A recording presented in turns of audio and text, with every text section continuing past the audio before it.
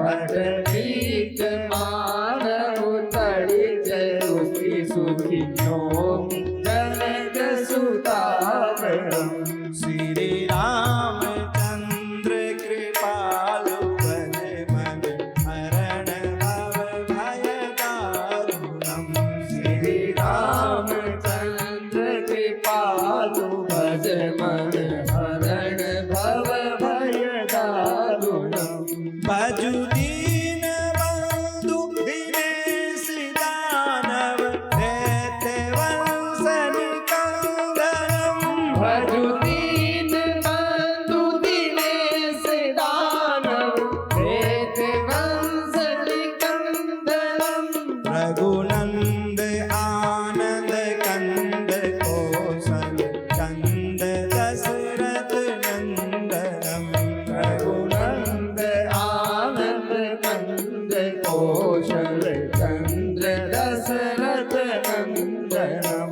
श्री रामचंद्र कृपालु भज मन हरण भव भय दारुणम।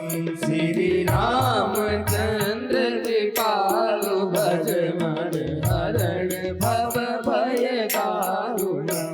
सिर मुकुट कुंडल तिलक चारु उदारु अंग विभूषणम। सिर मुकुट कुंडल तिलक चारु दारु अंग विभूषणम। आजानु भुज सर चाप धर संग्राम जित कर दूषणम। आजान उद सर ताप दर संग्राम जित खर दूषणम। श्री रामचंद्र कृपालु भज मन हरण भव भय दारुणम। श्री रामचंद्र कृपालु भज मन हरण भव भय दारुणम। इति वदति तुलसीदास शंकर शेष मुनि मनरंजनम। इति वदति तुलसीदास शंकर शेष मुनि रंजनम। मम हृदय कंज निवास कुरु कामादिकर दल गंजनम। मम हृदय कंज निवास कुकामादिकर दल गंजनम। श्री रामचंद्र कृपालु भज मन हरण भव भय दारुणम। श्री रामचंद्र कृपालु भज मन हरण भव भय दारुणम। मनु जाहि राचे मिलहि सोबरो सहज सुंदर सावरो। मनु जाहि साम्यु मिलहि सोबरु सहज सुंदर सावरो। करुणा निधान सुजान शील स्नेहु जानत रावरो। करुणा निदान सुदान शील स्नेहु जानत रावरो। श्री रामचंद्र कृपालु भज मन हरण भव भय दारुणम। श्री रामचंद्र कृपालु भज मन हरण भव भय दारुणम। एहि भांति दोरि बसीस सुनि सिय सहित हिय हरसित अली। यही भांति गोरी असीज सुनी सिय सहित ही हर्षित अली। तुलसी भवानी पूज पुनि पुनि उदित मन मंदिर चली। तुलसी भवानी पूजी पूजी पूरी मुदित मन मंदिर चली। श्री रामचंद्र कृपालु भज मन हरण भव भय दारुणम। श्री रामचंद्र कृपालु भज मन हरण भव भय दारुणम। श्री राम जय राम श्री राम जय राम। जान गोरियन को सिय हिय हर सुन जाई कही मंजल मंगल मूल बाम अंग फरकन बोलो सियावर रामचंद्र भगवान की जय हो। बहुत सुंदर भगवान की दिव्य दिव्य पावन ज्ञान गंगा ये श्री राम कथा और संतों के दर्शन हमारे बीच में संत भगवान विराजमान हैं। बहुत बहुत स्वागत इनका। भगवान की कथा और संतों का दर्शन अगर हमें प्राप्त हो जाए तो जीवन धन्य हो जाता है। गौ माता की कृपा से कथा भी श्रवण करने को मिल रही है और संतों के दर्शन भी हमें करने को प्राप्त हो रहे हैं। आइए संत भगवान के चरणों में नमन करते हुए कथा में हम लोग प्रवेश करते हैं। बहुत सुंदर मेरे प्रभु का अवतार हुआ। बहुत सुंदर सज्जनों, जब मेरे प्रभु प्रकट हुए तो नौमी तिथि के दिन भगवान आए, क्योंकि नौमी तिथि को ज्योतिष के हिसाब से रिक्ता तिथि कहते हैं। रिक्ता एक बार क्या हुआ, नौमी तिथि भगवान के पास में गई और जाकर के बोली, प्रभु मुझे सब रिक्ता रिक्ता कहते हैं और रिक्ता समझ करके मेरे में कोई काम शुरू भी नहीं करना चाहता, मैं बड़ी दुखी हूं। भगवान ने वरदान दिया नौमी तिथि को, तू दुखी मत हो। रिक्त माने खाली। बोले जो खाली होता है ना, बस वहीं मेरा आगमन होता है। जो पहले से भरा हुआ है वहां मैं कैसे आऊंगा। चिंता मत कर, मैं तेरे में अवतार लेकर के और तेरा ये रिक्ता नाम समाप्त कर दूंगा। तुझे रिक्ता नाम से कोई नहीं जानेगा, तुझे लोग राम नवमी के नाम से जानेंगे। उस नौमी की इच्छा पूरी करने के लिए भगवान नौमी तिथि के दिन आए। मधुमास, मधुमास कहते हैं चैत्र के महीने को। मधुमास क्यों कहते हैं? बोले देखो, मधु माने होता है शहद। जैसे शहद को खाने से शरीर पुष्ट होता है, ऐसे ही चैत्र के महीना आ जाने से शरीर में अपने आप पुष्टता आती है, खून बदलता है, नया खून आता है, नई ताजगी आती है। तो जैसे शहद के प्रभाव से शरीर में ताजगी रहती है, ऐसे चैत्र के महीने के आने के बाद में हर मनुष्य, हर जीव के शरीर में एक नया बदलाव आता है, नई ताजगी आती है। इसलिए चैत्र के महीने को मधुमास कहते हैं। प्रभु मधुमास में आए। शुक्ल पक्ष, चांदनी रात। क्यों? बोले रावण ने जिन लोगों के जीवन में अंधेरा कर दिया, भाई रावण के कारण बहुत लोगों के जीवन में अंधेरा हो गया था, जीने की आस नहीं थी। हाँ? जिन लोगों के जीवन में अंधेरा छा गया था, उन लोगों के जीवन में प्रकाश करने वाले भगवान आ रहे हैं। इसलिए भगवान शुक्ल पक्ष में आए। अभिजीत मुहूर्त, जिसको कोई जीत नहीं सके महाराज, ऐसे मुहूर्त में, अभिजीत मुहूर्त में भगवान आए। और नक्षत्र कौन सा था? पुनर्वसु। पुनर्वसु माने पुनः बसाने वाला। जिनके घरों को रावण ने उजाड़ दिया है, उनके घरों को पुनः बसाने वाले भगवान आ रहे हैं। इसलिए भगवान पुनर्वसु नक्षत्र में आए। नया वर्ष, देखो हिंदुस्तानियों का नया वर्ष कब आता है? चैत्र के महीने में। हमारा जब नया वर्ष आता है तो क्या पहचान है कि हमारा नया वर्ष आ गया? बोले जब हमारा नया वर्ष आता है, चैत्र का महीना आता है, तो जरा विचार करना, ध्यान देना, उस महीने में घरों में नया नया अनाज आने लग जाता है और पतझड़ के बाद में पेड़ों पर नए नए पत्ते आने लग जाते हैं, शरीर में नया खून आने लग जाता है, नया खून बन जाता है, और तो और जो हमारी चमड़ी है ना, ये भी नई हो जाती है। ठंडी के बाद चैत का महीना भी आने वाला है। तो महाराज पुरानी चमड़ी धीरे धीरे धीरे धीरे उतरती जाती है, नई चमड़ी, आप डॉक्टर से परीक्षण करा लेना इस बात का। और जब सब कुछ नया होने लगता है तो हम कहते हैं साहब अब नया साल आ गया। अंग्रेजों के नए साल में कुछ नया नहीं होता, बस मान लेते हैं, अपने मानते नहीं है, उसको जानते भी हैं, वो सिद्ध है नया साल की। सब नया साल आएगा तो सब कुछ नया नया होगा। ऐसे समय में बहुत सुंदर सजनों, शीतल मंद वायु बह रही है। जब भगवान के आगमन का समय होता है ना, तो सारे भगवान के कर्मचारी अपने आप कार्य करने लग जाते हैं। जब कोई छोटा मोटा नेता भी आता है, मंत्री मुख्यमंत्री भी आता है, तो देखना सारे कर्मचारी जिन्होंने साल में कभी सफाई नहीं की होगी, रोड की, एक नाली की, वो सब महाराज सफाई में लग जाते हैं।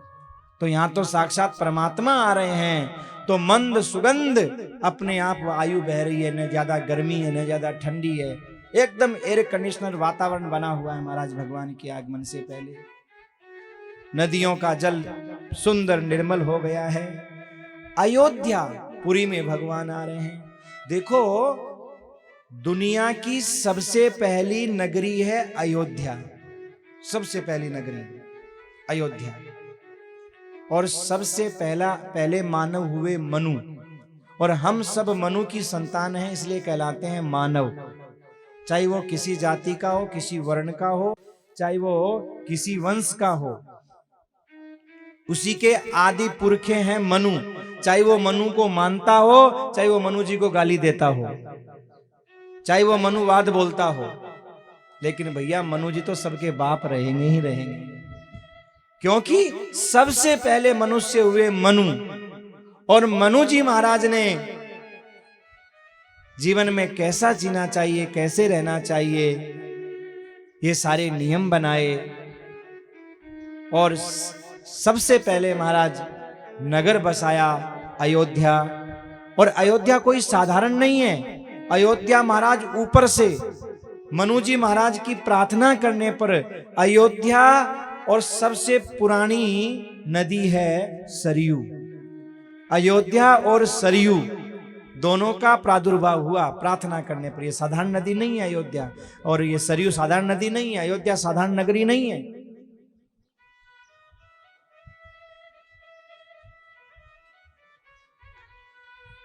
मनु जी महाराज जिन्होंने अयोध्या को बसाया, और आज सारी नदियां, पूरा अवध, सजनों परमात्मा के आगमन पर, चाहे परमात्मा का आगमन हो चाहे महात्मा का आगमन हो, जीवन में बदलाव अपने आप हो जाता है।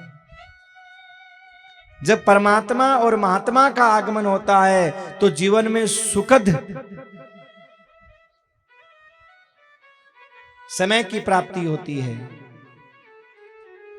और जब किसी दुष्ट का आगमन होता है, रावण कंस आदि का, तो पृथ्वी भी कांपने लग जाती है, नक्षत्र भी महाराज घबराने लग जाते हैं, अंधकार छा जाता है। ये नियम है कि जब किसी दुष्ट का जन्म होता है तो नदियों का जल निर्मल नहीं रहता, ब्रह्मांड में शांति नहीं रहती।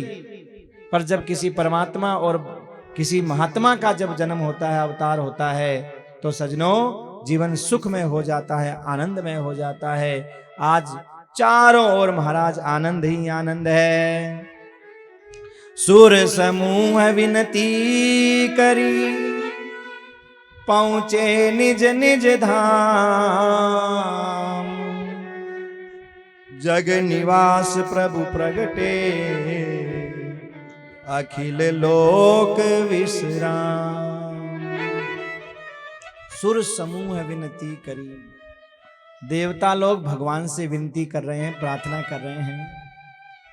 साधारण अर्थ तो यह है कि भाई भगवान की गर्भस्थ स्तुति देवता लोग कर रहे हैं। दूसरी बात, सुर समूह विनती करी, देवता लोग समूह में मिलकर के भगवान से प्रार्थना कर रहे हैं, प्रभु आपने हमें मनुष्य के हर अंग पर अलग अलग देवता को अलग अलग अधिकार दिया है।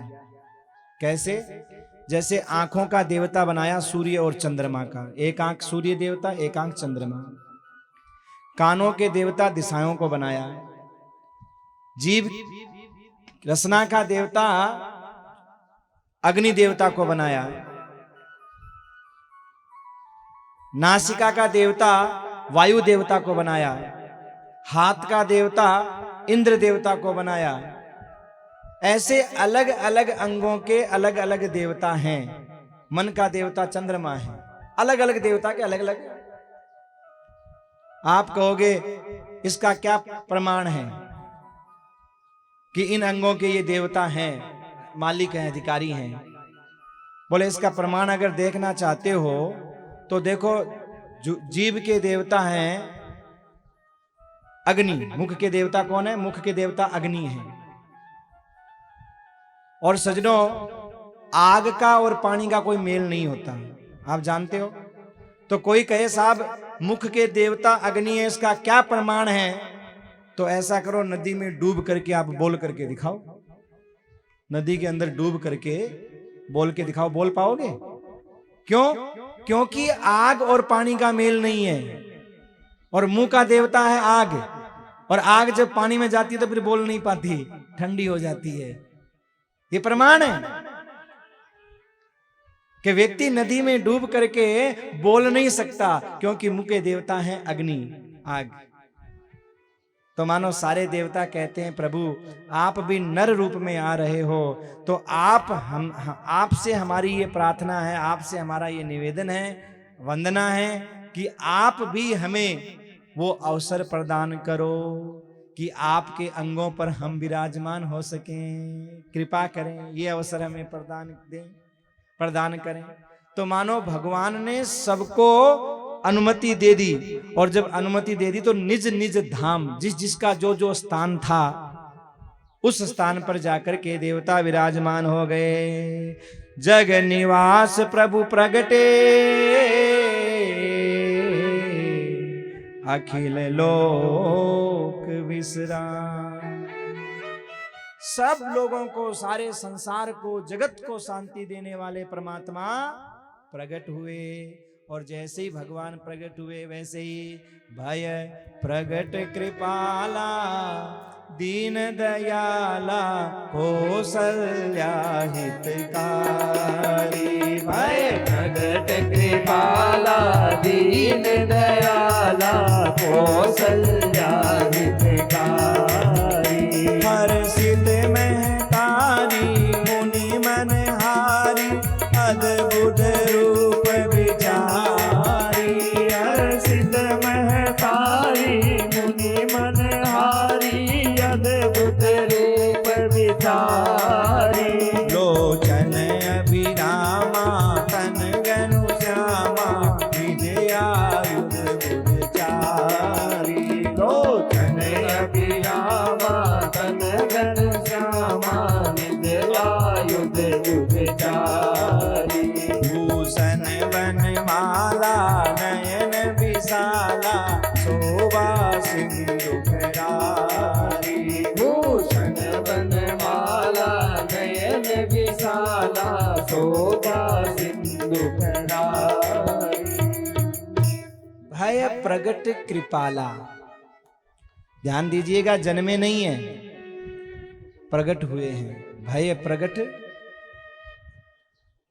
हम साधारण भाषा में ये बात बोल देते हैं कि भगवान का जन्म होता है, ये साधारण भाषा में बोला जाता है। बाकी सजनों, भगवान का जन्म नहीं होता, भगवान तो प्रकट होते हैं। प्रकट में और जन्म में क्या अंतर है? बोले जो कर्म बंधनों में बंध करके संसार में आए वो तो है जन्म लेने वाला, और जो कर्म बंधनों में बंध करके नहीं, निज इच्छा जो अपनी इच्छा से आए, भक्तों का हित करने के लिए कौशल्यादि माताओं पर कृपा करके, और परमात्मा जो खुद की इच्छा से प्रकट हो उसे कहते हैं प्रकट होना। उदाहरण से समझो, एक व्यक्ति रास्ते से जा रहा था, चलते चलते महाराज गड्ढा आया, गड्ढे में गिर पड़ा। जब गड्ढे में गिर पड़ा तो गिरा तो चोट भी लगी, अपनी इच्छा से नहीं गिरा, गिर पड़ा। दूसरा व्यक्ति उस गड्ढे में गिरे हुए व्यक्ति को निकालने के लिए उतरा अपनी मर्जी से, और ऐसे तरीके से उतरा कि उसको भी निकाल लाए, खुद भी निकल आए। देखो, दोनों ही व्यक्ति गड्ढे में हैं, इस समय दोनों व्यक्ति गड्ढे में हैं, लेकिन अंतर क्या है? बोले एक गिरा है और एक उतरा है। बस भगवान भी संसार में है, हम भी संसार में हैं, लेकिन अंतर क्या है? बोले हम तो इस भवकूप में कर्मों के बंधनों में बंद करके गिर पड़े, और भगवान गिरे नहीं है, भगवान उतरे हैं। निज इच्छा निर्मित तनु माया गुण गोपाल। भगवान उतरे हैं, अपनी इच्छा से उतरे हैं, जीवों का कल्याण करने के लिए भगवान उतरे हैं। यही जन्म में और अवतार में अंतर है मेरे भाई।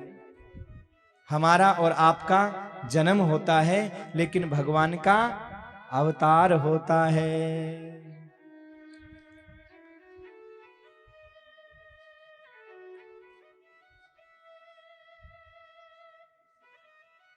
माता कौशल्या के यहां जब भगवान का अवतार हुआ तो सबसे पहले छोटे बालक के रूप में नहीं, निज आयुध भुज चारी, भगवान अपने चारों हाथों में शंख चक्र गदा पद्म धारण करके प्रकट हो गए, महल में प्रकट हो गए भगवान। जब भगवान प्रकट हुए तो माता ने पूछा, आप कौन? बोले माता जी भूल गए क्या? आपने स्तुति की थी, प्रार्थना की थी, मैंने वचन दिया था बेटा बन करके आऊंगा, मैं बेटा बन करके आ गया।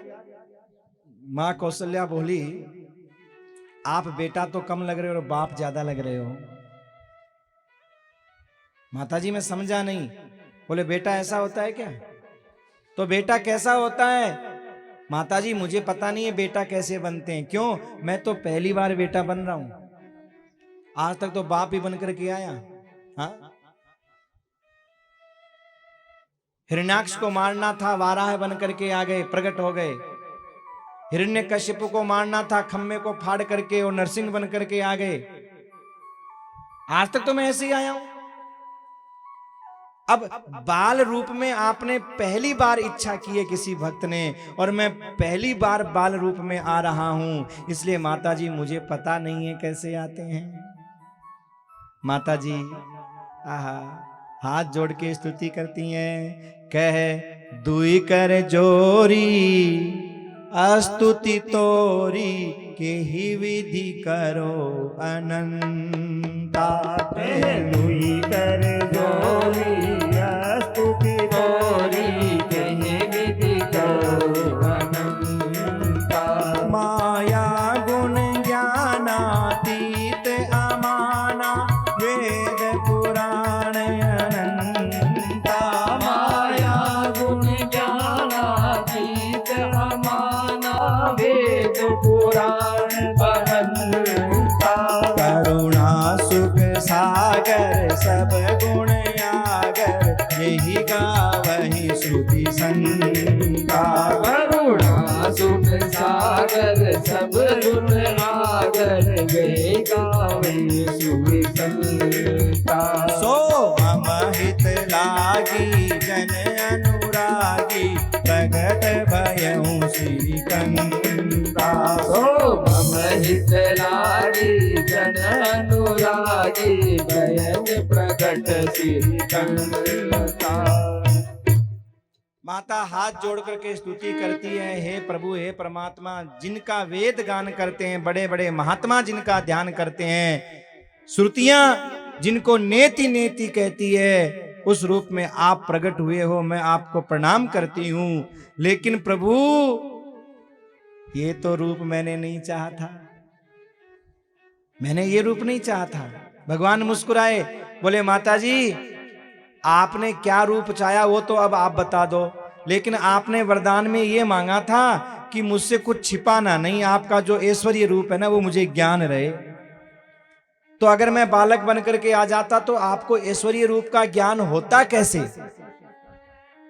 तो आपको मेरे ऐश्वर्य रूप का ज्ञान रहे, इसलिए मैं ऐसा बन करके आया हूं। और पूर्व जन्म की पूरी कथा सुनाई, कही कथा सुहाई मातु भुजाई, जेहि प्रकार सुत प्रेम लहे।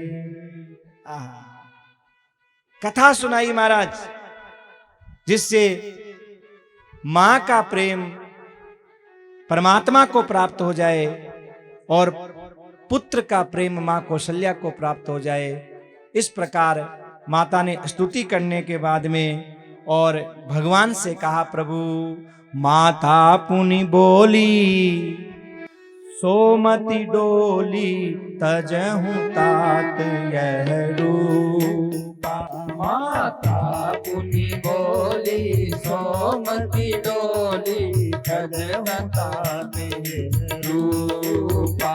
कीजे शिशु लीला अति प्रिय शीला, यह सुख परम अनूपा। कीजे शिशु लीला अति प्रिय शीला, ये सुख परम अनूपा। कीजे शिशु लीला अति प्रिय शीला, यह सुख परम अनूपा। कीजे शिशु लीला अति प्रिय लीला, ये सुख परम अनूपा।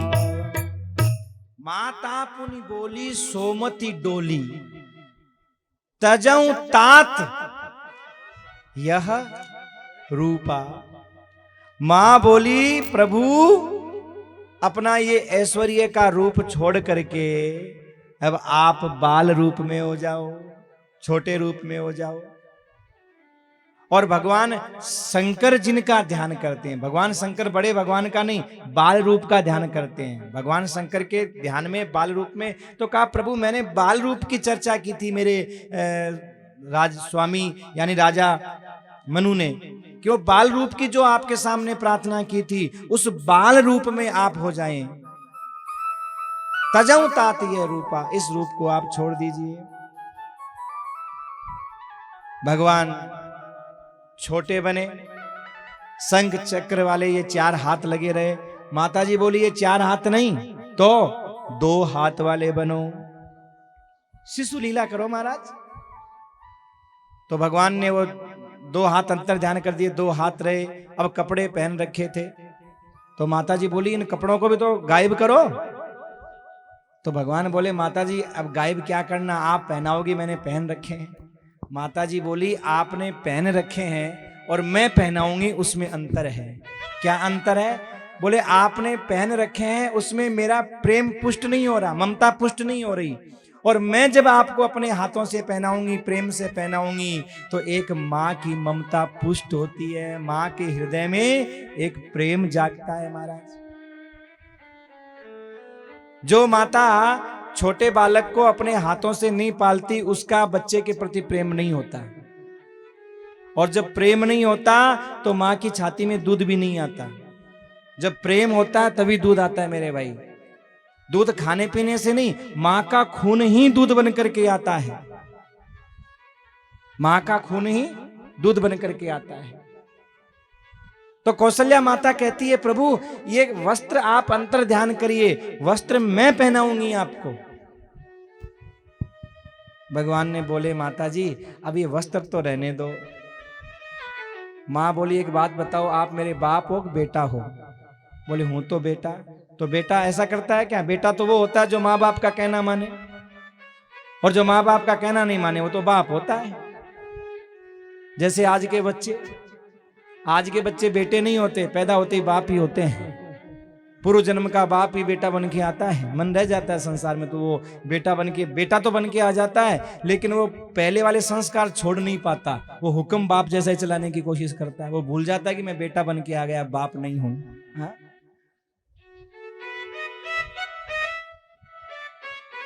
मां कौशल्या बोली, अगर आप मेरे बेटा हो तो वस्त्रों को अंतर ध्यान करो, और अगर बेटा नहीं हो तो चले जाओ, फिर मुझे जरूरत ही नहीं है आपकी। मां की जिद पर भगवान ने वस्त्रों को अंतर ध्यान कर दिया। बोली मेरी मां अब तो ठीक है। मां कौशल्या बोली अभी पूरी तरह से ठीक नहीं है। क्यों? अब तो वस्त्र भी अंतर ध्यान हो गए, शिशु भी बन गया। मां बोली लीला तो करो, कीजिए शिशु लीला। शिशु लीला करो जो सबको प्रिय लगती है। अरे माताजी अब कौन सी लीला करूं? बोले रोवो। जब बालक पैदा होता है तो सबसे पहले रोता है, और रो करके अपने होने की सूचना देता है कि मैं दुनिया में आ गया। भगवान बोले माताजी ये संसार के बच्चे पैदा होते हैं तब रोते होंगे क्योंकि उनको कष्ट होता है, अब मुझे कोई कष्ट तो है नहीं, मैं क्यों रोऊं? मां कौशल्या बोली प्रभु आपने दुनिया को बहुत रुलाया है, अब रोने में क्या कष्ट होता है ये तो तभी पता चलेगा ना जब खुद रोवोगे, इसलिए रो। भगवान ने कहा माताजी मुझे रोना नहीं आता। माताजी बोली दुनिया में आए हो, शिशु बने हो, नर बने हो तो नर लीला पूरी करनी पड़ेगी, रो करके सूचना देनी पड़ेगी। भगवान बोले माताजी ऐसा करो मैं सो रहा हूं, आप सबको जाकर के बोल दो मेरे बेटा हो गया, मेरे बेटा हो गया, मेरे बेटा हो गया, जाओ। मां बोली बेटा जब बेटा होता है तो मां जाके नहीं बोलती कि मैं बेटा हो गया, वो बेटा ही रो करके कहता है कि बेटा हो गया। और जब तक नहीं रोए ना तो महाराज हो गया ये माना भी नहीं जाता। अगर कोई बच्चा नहीं रोए और किसी माता से कहो तेरे बेटा हो गया तो वो यही कहेगी होना नहीं होना अभी तो बराबर ही है। क्यों? बोले रोया नहीं। क्यों? संसार में आकर के हम रोए कोई दूसरा नहीं रोए, ये कैसे हो सकता है? तो सजनों रोना बहुत जरूरी होता है। अगर बच्चा नहीं रोए तो महाराज उसको वो दायर नर्स उल्टा करके थप्पी दे दे के रुआती है, रो रो दुनिया में आ गया, रो नहीं रहा, रो रो। रोना जरूरी है, आए ही रोने के लिए है, और जिंदगी भर रोते रहते हैं। कभी परिवार के लिए रोते रहते हैं, कभी धन के लिए रोते रहते हैं। कोई पत्नी के लिए रो रहा है, कोई पति के लिए रो रहा है, कोई बेटे के लिए रो रहा है, कोई मां के लिए रो रहा है, कोई बाप के लिए रो रहा है, सब रो रहे हैं। और मां भगवान से भी कहती है रो। भगवान कहते हैं आ नहीं रहा है, रोना तो पड़ेगा। अब देखो रोना आ नहीं रहा है, गोस्वामी जी क्या कहते हैं? सुनी बचन सुजाना रोदन ठाना। क्या कह रहे हैं? ठाना।